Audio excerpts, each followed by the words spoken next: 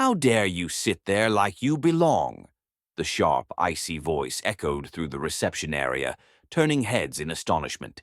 Within 15 seconds, the tension was palpable, a mix of disbelief and silent curiosity hanging in the air.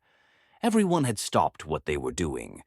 The man in the wheelchair, dressed in a simple yet elegant navy blue blazer, blinked up at the HR manager, Ms. Clarissa Grant. Her tone was biting, her words loaded with disdain. At 6 feet tall, with neatly coiffed blonde hair and an expression that rarely betrayed kindness, she towered over the man, tapping her clipboard impatiently.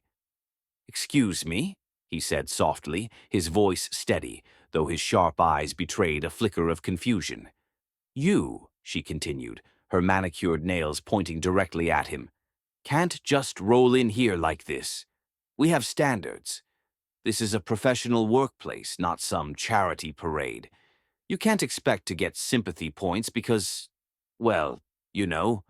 Her tone dropped as she gestured to his wheelchair, her disapproval dripping from every syllable.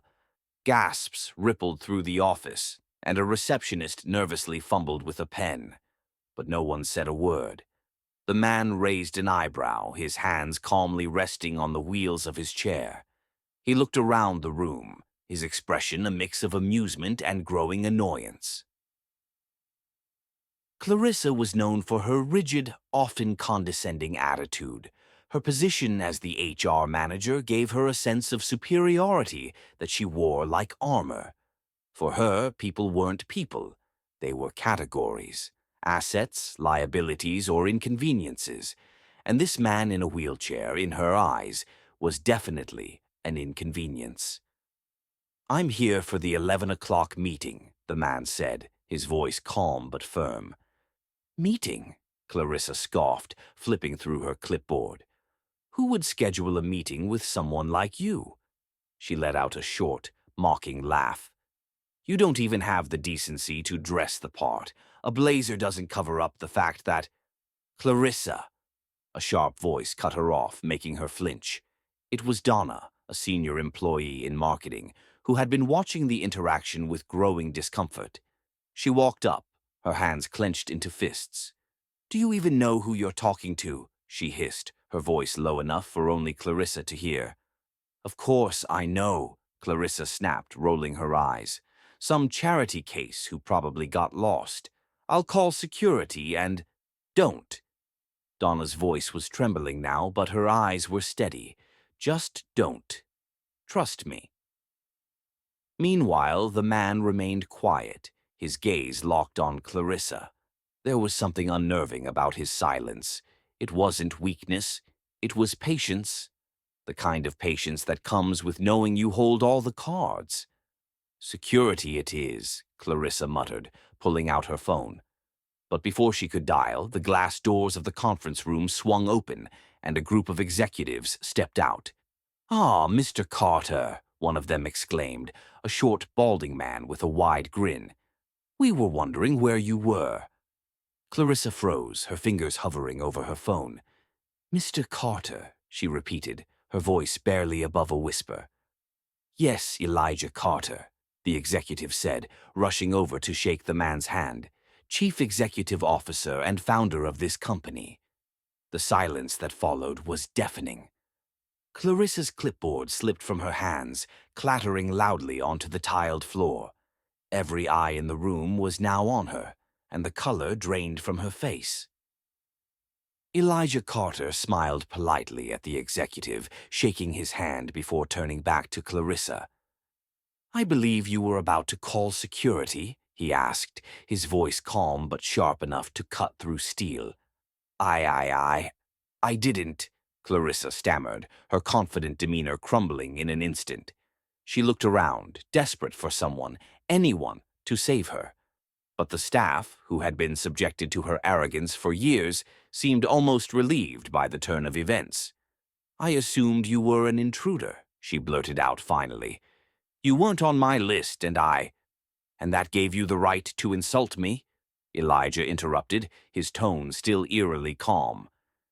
"To judge me based on my appearance, my wheelchair, and your own biases?"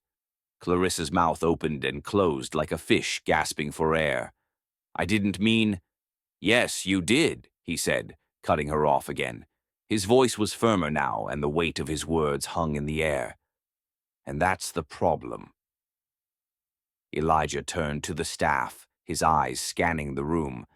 This company was built on the principles of inclusivity, respect, and opportunity. It's ironic, isn't it, that someone entrusted with overseeing our human resources, a role meant to uphold those values, would behave in such a way. The staff exchanged glances, some nodding subtly. Clarissa's face burned with shame. I'll give you a choice, Elijah continued, fixing his gaze on her. You can take the rest of the day to reflect on your actions and draft a resignation letter. Or we can discuss this further in my office, which I doubt you'll enjoy. Clarissa's legs felt like jelly beneath her. She knew there was no point in arguing. I'll write the letter, she mumbled, barely audible. As she shuffled out of the room, the tension began to dissipate. Elijah turned back to the receptionist, who was still wide-eyed. Thank you for your patience, he said warmly. Would you mind letting the team know I'll join them in 5 minutes? The receptionist nodded quickly, grateful for his kindness. Elijah wheeled himself toward the glass doors of the conference room, but paused, turning back to address the staff. Let today be a reminder, he said, his voice steady but powerful. Never judge a person's worth by their appearance. You never know what battles they've fought, what mountains they've climbed, or where they might outrank you. A ripple of laughter and applause followed his words, lightening the mood. Elijah smiled, nodded, and entered the conference room. Later that evening, Donna found him in the parking lot as he was loading his wheelchair into his car. Mr. Carter, she said hesitantly. Call me Elijah, he replied, smiling. Elijah, she said, her voice soft. That was incredible. The way you handled that situation. I just wanted to say thank you. You could have humiliated her further, but you didn't. Elijah shrugged. People make mistakes, he said. What matters is whether they learn from them.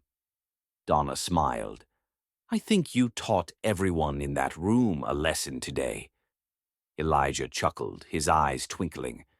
Sometimes the best lessons aren't taught in boardrooms or training sessions. They're taught in moments like these. As he drove away, Donna stood there, watching, her heart full of admiration. And from that day on, the staff at Carter Enterprises never looked at anyone the same way again.